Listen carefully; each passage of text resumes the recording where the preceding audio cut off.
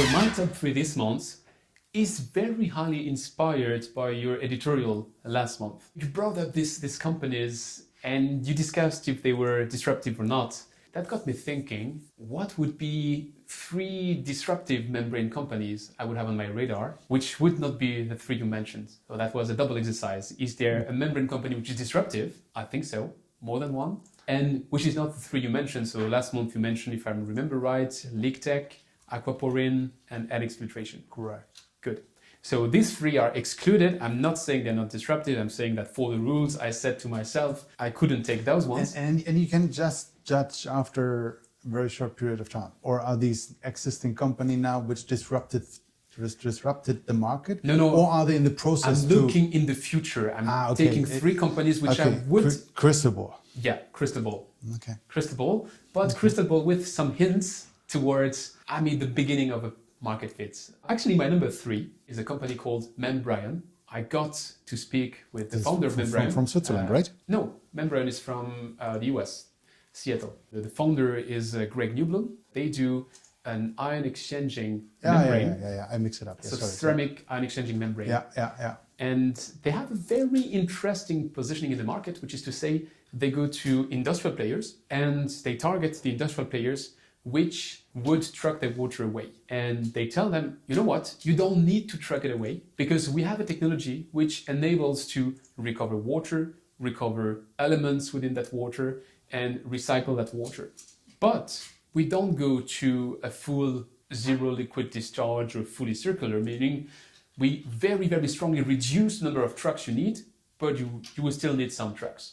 And the reason why that's very interesting is that you're not aiming to disrupt a process. You are taking a cost, which is having to truck your water away, and you're reducing and squeezing that cost. So you're offering an improvement in margin to the operators. You're offering them water to very good prices. You're offering them to have a very efficient technology. So kind of 80% solution. And the beauty is that you're killing the risk. Because actually, in case Membrane was not to work, which is not the case, they're very successful. If the technology was to fail, the other solution is still available. Put more trucks and that's it. So the barrier to disruption and the barrier to entry is very low. What is your definition of disruption? You asked me the question 2 months ago or last month. What is your definition? Well, to me, disruption is really if you take something and you turn it on its head and you do the same. That was my explanation from last time. Okay, got it. But you gave me the explanation. Okay, even Netflix and even Apple and was not really a disruptive technology. That was not my point. You want to do again the debate from last month? No. I just want to figure out. Okay, what is the disruptive element if you have an 80% solution, which is just nothing against membrane? Don't get me wrong, but let's say you said disruptive technologies turn on its head. Here there's a solution and you bring another solution which covers a little bit the cost by 80%. That is my solution. So how is that really disruptive? When you explain what I'm saying, I'm like, wow, I had no clue that was what I was saying because it's really not what I was saying. You said they truck everything away, and in this case, if you take this solution, you still have to truck something, but not 80%. There's still 20% left. It's my bullshitometer which just detected that you were a bit too high. No, what I'm saying, you clearly said, hey, there is a solution, they can truck it away. If membrane comes into play, there's just 20% or whatever the percentage is, which you have to truck away. All the rest is taken on membrane. So it is not taking really everything on his head, right? Yeah. In French, we call that you cut the hairs in 4. So that's what Björn is doing right now. He cuts the hair in 4. What does that mean? It's like if you say that Netflix isn't disrupting anything because you said you're still watching. Even last time you said they're not profitable, and I say clearly, hey, look at the number. You're making so much off tracks and side tracks. My point is. What is your point? You said disruptive technology. Come on. You said that. And I ask you, what is the disruptive technology for you? So in our industry, and still explain it to us. Can you stop just going off crazy tangent whenever I put something? You're not aware that, let's say, your top 3 is for discussion, or was it just a monologue? No, but discussion is something. But you're asking something which has nothing to do with what I was explaining. I ask what does it mean? What is the disruptive technology from your perspective in our industry? So you have wastewater which you're trucking away. Instead of trucking it away, now you're treating it on site and you're reusing the water. If that's not disruptive, I don't know what is. Okay, but I can use each and every technology. Yeah, okay. So that means everything exists already. We shouldn't do any innovation and we shouldn't invest anything because the startups fail always and they are burning money. That's not what I'm saying. That's I'm really what you're saying. I'm asking just what is disruptive. That guy hates startups. I'm sorry, guys. I'm sorry. I'm trying to defend the startups, but... Ooh, thin ice. Thin ice. No, it's not. It's not. I ask you what is disruptive. I'm totally with Membrion, but I'm asking this question, is that really disruptive? And I ask you, describe what does it mean for you? What is disruptive? You have something which is deemed to be impossible to treat, which is to start, they go to industries and they say, you have a stream which is impossible to treat, fine, give it to us, we treat it. Mm-hmm. And before you were trucking it away to get discharged somewhere or burned somewhere, instead of which we treat it on site for a lower cost. You can recover water, you can recover nutrients, you can recover stuff. And you're not fully getting rid of your trucks because that's your safety net. In case anything happens, because you might not trust us, we are a new company. So if you don't trust us, no problem, you can still return to the thing of trucking away. So there is no risk. So they are de-risking something. So it's very innovative on the business model. And they are, on the other hand, using a technology with these ion exchanging ceramic membranes, which is very new to the water industry, which was even coming from outside. They were developing stuff for NASA. And when they were developing stuff for NASA, they encountered some people who said, you know what? Actually, it's the investor who told them that. Said, interesting technology. Why don't you look at the water industry? And those guys come from outside the water industry. They came in the water industry because they were told there was a market, and then they digged it up. And actually, they had this approach that not every startup is taking. So something we might have been discussing last month, which is they didn't come with an idea. They said, we don't even know what's the problem. We don't know those customers. Let's go to the customers and discuss with the customers. What's your problem? Oh, we have to truck away all this wastewater. That's such a hassle. Let's come with a solution. That is disruptive. It's disruptive in the approach to the market. It's disruptive in the business model. And it's pretty disruptive from the technology. Okay, that means each and every anaerobic digester company is also disruptive because instead of trucking the sludge away, I can use an anaerobic digester, put the sludge into because I can process on site. Unless an anaerobic digester exists for decades. So hard to say it's disruptive today. Okay, disruptive has also a period of time. Okay, let's do it like that. I'll put right now a specific sequence, which is going to be the official Wikipedia definition of disrupting. In business theory, disruptive innovation is innovation that creates a new market and value network or enters at the bottom of an existing market and eventually displaces established market-leading firms, products, and alliances. Oh, and also on a separate note, at that exact moment, a camera died, probably of cringe listening to Björn, or maybe just because it had no battery anymore. And then another camera died some minutes later, so that sequence might end with only one camera, but don't worry, by the deep dive, all the batteries were replaced, so we could return to the 3-camera setup. Sorry about that, and if you have to blame someone, blame KLM. And now we can agree, you and me, that disruption is a buzzword, that you can stuff a lot of stuff inside. Let's call it this way. It's a cool company, and they have a cool business model. Call it this way. I have to explain that to the marketing guy. It's the top 3 companies which are cool and have a cool business model. And you tell me if that's a better title than those 3 member company might have something disruptive. Okay. Number 2 is going to surprise you. I mean, okay. Who's number 2? Let me say, maybe there's something disruptive in the number 2. That was a play on words, just to tell you. I mean, it's about a title. I mean, disruptive. Yeah, put whatever you. If that's what's blocking you, let's call them cool company. Happy if I call them cool companies? No, I think we should be very clear. I mean, I'm German, right? So I have to follow the second cool company. Happy? Always. Okay, second cool company, which is nice in the business world and with the Teletubbies, it's cool companies. What do I have to do to please that guy? Let's be serious. Number 2 is Evolve.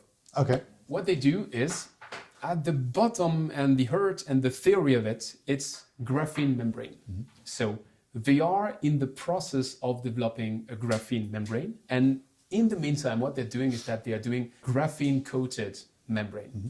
And actually, their starting point is to say, if you look at a traditional membrane, we say microfiltration, ultrafiltration, nanofiltration, reverse osmosis, which defines the pore size of the membrane. Mm-hmm. Their number is to say that roughly 17% of the pores are from the actual size said it is. Mm-hmm. So if you say ultrafiltration membranes, it means that 17% of the pores are of this UF pore size. And what they say is that if you're using a different material, in that case graphene, mm-hmm. it is I guess easier is not the right term. I don't find a better term, so let's use easier to do it simple for today.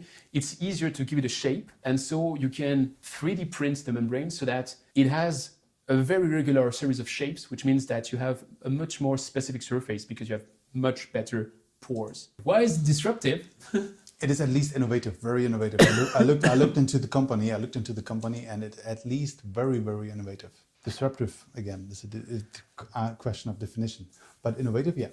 Now, if you want to come to the question of definition, there is one definition which Evolve itself hasn't defined yet, are they really a membrane company? Because they are innovating on different levels. They are innovating with this graphene coating, they're innovating on the membrane structure, they're innovating on the shape of the membrane, they're innovating on the application because they're going into lithium extraction, they're going into hydrogen and difficult to treat waters. But today, my gut feeling is that their biggest differentiator is the 3D printer. I had an interesting discussion with Andrew Walker, the head of marketing, who told me a story which I didn't know. So that's why I'm crediting him, because that's a cool story. Maybe you know it because you're a membrane guy. Why are the membranes the size they are today? I didn't know, so I'm acting clever, but I didn't know. What do you mean in size? Why are the modules this 9 inches? Okay. I don't know. Apparently, it's because that was the size a human can carry. So we are still producing membranes of that size because at the time it wasn't done by machines. Humans had to carry it, and it's like the railroads, which have a specific size because it's what humans can carry. Well, same thing for the membranes. And what they are saying is that maybe there are all the shapes, and with their 3D printing technology, they can tap into these new areas and bring better form factors. They have an existing product line, which is ready to take to the market, and they are developing the next steps, which might be fully graphene, which might be a mix. They're even working on more stuff, which is in the R&D. So interesting company, which just raised quite a lot of money. So just some months ago, right? Yeah. Jump back a little bit. I mean, the coating idea is not new, especially not for a show. If you remember one of our first show, I think it was number 2. I think it was number 2. We had Alex Brown from Leipzig. He was doing something. It was a spin-off from Leipzig University, if I recall right. And they do something different, similar to his coating of membranes. I like the idea with the coating of membranes. And after I had the chat last year with Andrew about Evolve, I was looking into the market for that, and especially I want to talk a little bit with experts on the coating of membranes. What all experts, membranes, I'm not an expert on membrane, right? I'm always, maybe I have some knowledge about membranes, but to all experts, I was asking, they're all judging that. And that was something which I was really interesting. They all said, well, it's pretty hard to implement. It is pretty hard to have it always on the same standard. They came all with same arguments, which I was thinking that is interesting. I like the idea with the coating. If that really works, if you can have a used membrane, especially that was one of the cases, you can coat that new, and then it is have better structure as before and things like that. Would be very cool. But all experts I talked to, they judged that a little bit. And that's why it's one of the companies which are on my radar, because I like the idea. It is very, very innovative. Let's agree that they are at least disruptive. It is really something you don't see that often. And to me, they tick the box because, as you said, it's quite a difficult field. They might succeed or they might not succeed. If I remember right, you said if you are the only one in this market, you have to be very careful. But they're not the only one. You mentioned Alex, which we had on the show number 2. I'm not sure that this was graphene. I discussed with an Australian company called Nematic, which is looking into graphene membranes. So there are more than one company which are looking into graphene right now. You see companies digging into that. The interesting point is that I had your feedback of some experts said it's difficult to coat. So I was pretty blunt when I discussed with Andrew Walker and when I discussed with Chris Wires, which, by the way, cool interview, which you should listen to my podcast, so the CEO of Evolve. And I asked them very openly, say, I am told, I'm not the expert, that it is difficult to coat. And I say, it's not easy, but we nail it. You could say I discussed with the head of marketing. Would be surprising if he doesn't tell me he nails it. But first, he was very open with the fact it's not a silver bullet, that it works for some stuff, doesn't work for other stuff. Yeah. And I also got by a total coincidence to speak with one of their customers as I was there and was interested, and asked them what they think about it and if it's working as well as I was told it is. And the customer, which has no stakes into that game, very openly confirmed that yes, it's working for that exact application of lithium extraction that is absolutely... lithium again. That was the angle. Evolve is the number one market is that. And when you look at the funds they raised, they didn't raise money from water investors. They raised money from investors which are from the additive materials side of things and from industrial players which would push them into lithium. So there is a high porosity between lithium and water, but if you go with pure water investors, maybe they don't let you play in the lithium. So number two, Evolve. At least, as I said, clearly a company I follow, and interesting to see the developments they do. But an interesting question: are they a membrane company or are they 3D printing company? After 35 shows, I start to know him a little bit. I know that when I come with a topic on membrane, he's very interested in what I have to propose. So that's my nature. Let me go to number one, and number one is a company called Svitaco. I was expecting this. Everybody is saying Svitaco is number one. Okay. Yeah. Actually, everybody, including us, because Svitaco was our guest in the water show from May, which we recorded at the Global Water Summit in Berlin. So if you want to understand why I put them number one in my top 3, I would recommend you to go look at our interview of their CEO and CTO. And for now...